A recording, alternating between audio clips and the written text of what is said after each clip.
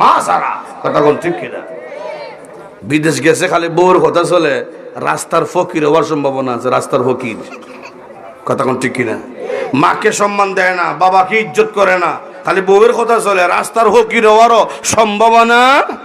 আর যখন সম্ভাবনা একটা কিচ্ছা কইয়ালাই, এক বাদশার দরবারে এক মাছওয়ালা গেছে, বড় একটা মাছ লইয়া। চিন্তা করলো বাজারে গেলে বেশি টাকা পাইতাম না, দেখে বাদশা বাড়িত। বাদশা চিন্তা করলো আমার বাড়িতে লইয়া আইছে, যদিও 2000 টাকা হইতো না, দিলাম 2000 টাকা মাছের দাম। বাড়ির যেহেতু লইয়া আইছে, দিছে আর বক্সি 2000 টাকা, মিললে কত হইছে? মাছওয়ালা খুশি হইয়া গেছে গা বাড়িত। বাদশা যখন মাছটা লইয়া গেছে ঘরে, রানিয়া ছিল হারকিফটা, বক্কির মহিলা। রান্না কয় কত দিয়ে কিনছ? কয় 60,000 টাকা দেয়। কই না দিল্লা, মাছ ফেরত দেওয়া টাকা করে আনো। মাছ কিনার পরে কিন্তু ফেরত দেওয়া সিস্টেম নাই। আর সাধারণ বেড়া না, একজন বাদশা মানুষ কেমনি গীতা করতো। কয় রানী এখন মাছটা কেমনি ফেরত দিই? কয় ব্যাককল বাদশা বুদ্ধি নাই, বুদ্ধি শিখিয়ে দিই। কি শিখাইবা? তোমার মাছওয়ালার ডাক দেখো, এই মাছওয়ালা তোর মাছ এটা বেড়া না বেটি? এ যদি কয় বেড়া, তুমি খুব বেটি মাছের দরকার। যদি কয় বেটি, খুব বেড়া মাছের দরকার। আর বেড়া হইলে খুব বেটি মাছের দরকার, আটকে দিব। মাছওয়ালা রান্না করলে কয়েক ঘন্টা আগে, এখন বেড়া বেটিস গেটা তুলে কোনো কিন্তু আছে। এমনি করে স্যার আমার মাছ বেড়াও না বেটিও না, এটা হিজড়াটা। বাদশা কত বুদ্ধি আছে রে, দর আরো 2000 টাকা তুই পুরস্কার নে। মিল্লা কত হইছে? আরো জন কত হইছে? খুশি হইয়া গামছার মধ্যে পয়সা বান্ধা দিতেছে বাড়ি দিকে। আগে তোর কাগজের নোট নাই। যাওয়ার সময় তার গামছার ভিতর থেকে একটা পয়সা বইরা গেছে মাটির মধ্যে রাস্তায়। আর বাদশার আইন ছিল, বাদশার দেওয়া কোনো টেকা রাস্তার মধ্যে যদি ফুইরা যায়, এটা উঠানো নিষেধ, এটা উঠেই বালা। কিন্তু হে করছে কি, উঠাইয়া ফগড়ও রাখছে। এই যে আইন লঙ্ঘন করছে, এই লঙ্ঘন করার কথাটাও চলে গেছে রানীর খানে। রান্না ঘর তুমি তার এত টাকা দিছো, এর ঘরত তোমার আইন লঙ্ঘন করছে, লঙ্ঘন করার অপরাধে সব টাকা ফিরিয়ে আনো। বাদশা কত যুক্তি খারাপ না। এই মাছওয়ালা আনছে ডাক দিয়া, এই মাছওয়ালা 1 পয়সা পড়ছে, এইটা উঠি আমার আইন লঙ্ঘন কেন করছা? কয় স্যার 1 পয়সা কি 100 বললেও উঠাইতাম না, আপনি এত টাকা দিয়েছেন। কিন্তু স্যার টাকার মধ্যে তো ছবি দেওয়া, এই ছবিওয়ালা টাকা দিয়ে খর কি রাস্তার মধ্যে ঘুরে থাকে, তাহলে মানুষ যখন চলাচল করবে তাদের জুতার নিচে আপনার ছবি ভরে, এটা অপমান হয়। যাতে জুতার নিচে ছবি না হতে পারে, এই জন্য চেহারাটা উঠিয়া বুকের হোড় রাখছি। আমি আইন লঙ্ঘন করছি না, বরং সম্মান প্রদর্শন করছি। বাদশাহ দর আরো 2000 টাকা পুরস্কার নে। আর বাজারও যাওয়ার সময় এলান দিয়া যাইবে, কোনো বেড়া যেন তার বউর কথা চলে না, চললে আমার মতন যাইব। কথা কোন ঠিক নেই? বউয়ের সাথে পরামর্শ করা এটা সুন্নত। পরামর্শ কিতা দিব এটা মানা মুস্তাহাব। আর মা বাবার সাথে সুন্দর আচরণ করা, তাদের খেদমত করা, ইজ্জত করা, এটা সুন্নত না, মুস্তাহাব না, এটি হলো ফরজ। সুবহানাল্লাহ জুড়ে কর। এই জন্য আল্লাহর নবী রাহমাতুল লিল আলামিন বলেন, রে আমার উম্মতরা, দুনিয়ার জমিনে যদি সম্মানের জীবন চাও, মা বাবার খেদমত করো। দুনিয়ার জমিনে যদি রুজির মধ্যে বরকত চাও, মা বাবার খেদমত করো। যদি দুনিয়ার জমিন থেকে বিদায় হওয়ার সময়, মৃত্যুর সময় যদি ইমানের সাথে মৃত্যু চাও, মা বাবার খেদমত করো। যদি মা বাবার খেদমত করতে পারো, আল্লাহ রাব্বুল আলামিন জীবনটা সম্মানের জীবন দান করবেন, রুজির মধ্যে বরকত বাড়াইয়া দিবেন, আর মৃত্যুর সময় ঈমানের সাথে মৃত্যু দান করবে।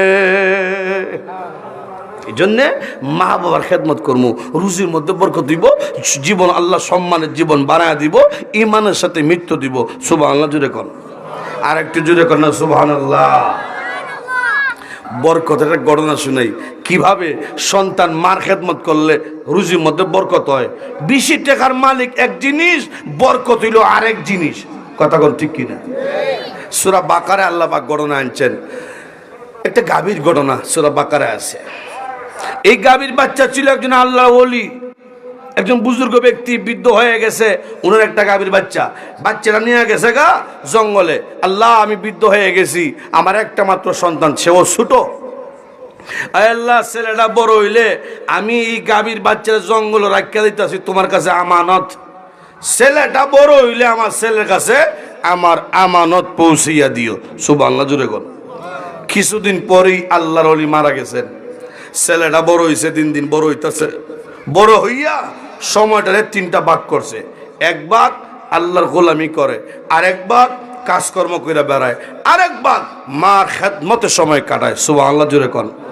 কাজকর্ম করে যে টাকা পায়, রুজি করে যে টাকা পায়, এই টাকাটারে তিনটা অংশ করছে।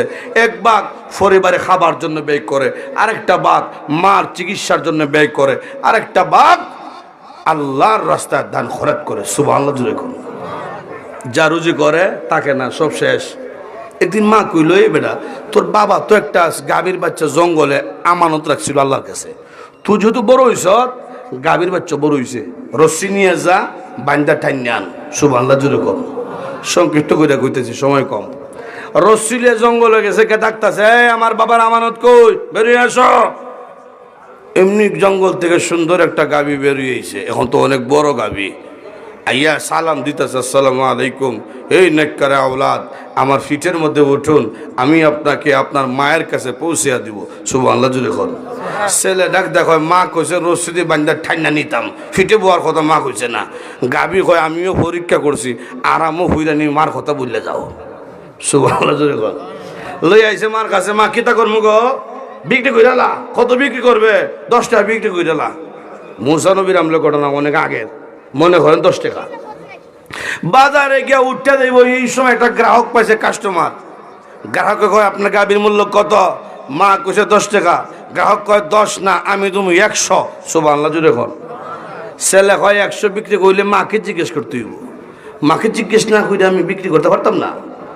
মার কাছে গেছে, মা এক গ্রাহক পাইছে, উনি কত দিব 100। মা কয় বিক্রি করে দে। আয়া কইল, ভাই আমার মা খুশি 100 বিক্রি করতাম।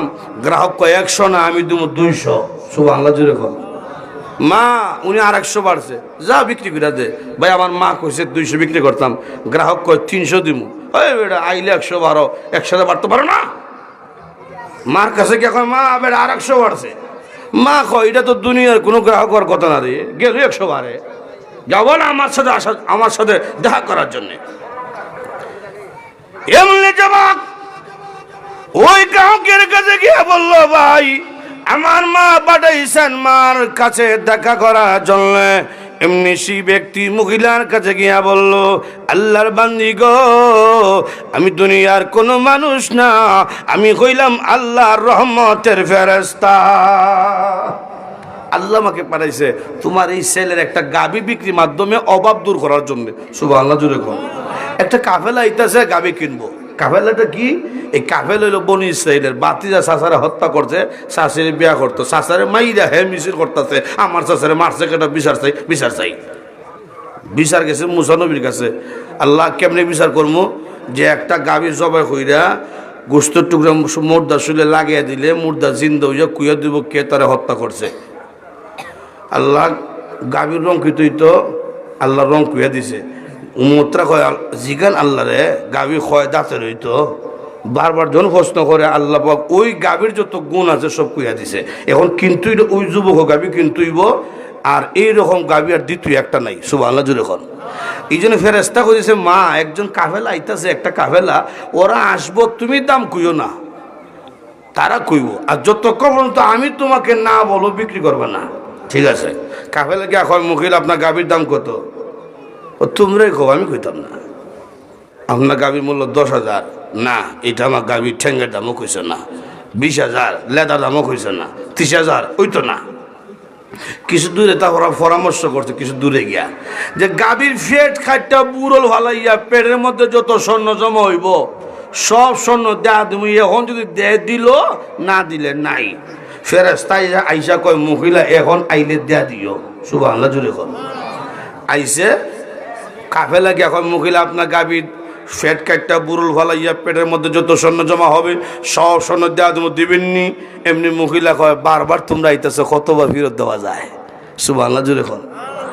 স্বর্ণের একটা বড় চাক্কা গাভীর পেট কেটে বুড়ল ভালাইয়া দিয়া গেল।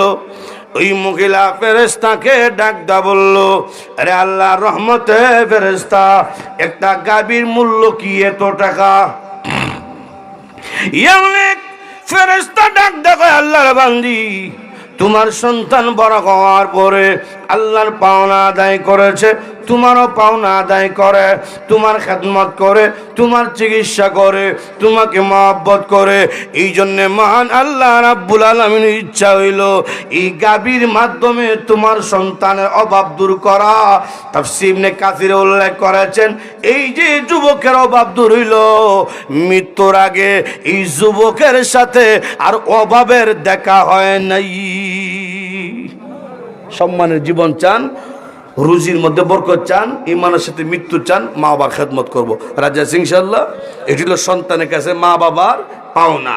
2 মিনিটে সন্তানের ভাওনা কি মা বাবার কাছে এটা বললে শেষ করবো। এতক্ষণ শুনছি আল্লাহর কাছে মুমিনের কি ভাওনা, মুমিনের কাছে আল্লাহর কি ভাওনা। এখন শুনছি সন্তানের কাছে মা বাবার কি ভাওনা। এখন মা বাবার কাছেও সন্তানের ভাওনা আসেনি, জোরে কন। 1 নম্বর ভাওনা, সন্তান জন্মগ্রহণ করার পরে এক কানে আজান দাও, আরেক কানে আকামত দাও। এরপরে 2 নম্বর ভাওনা হইল সন্তানের একটা সুন্দর নাম রাখো। সুবহানাল্লাহ, জুড়ে এখন কি নাম? সুইটি, ফালকি, বেবি, টেস্কি, ইটা না। ছেলের নাম রাখছে পাপ্পু। কিতা রাখছে? পাপ্পু। পাপ্পু নামের অর্থ হইল আদরের কুত্তার বাচ্চা।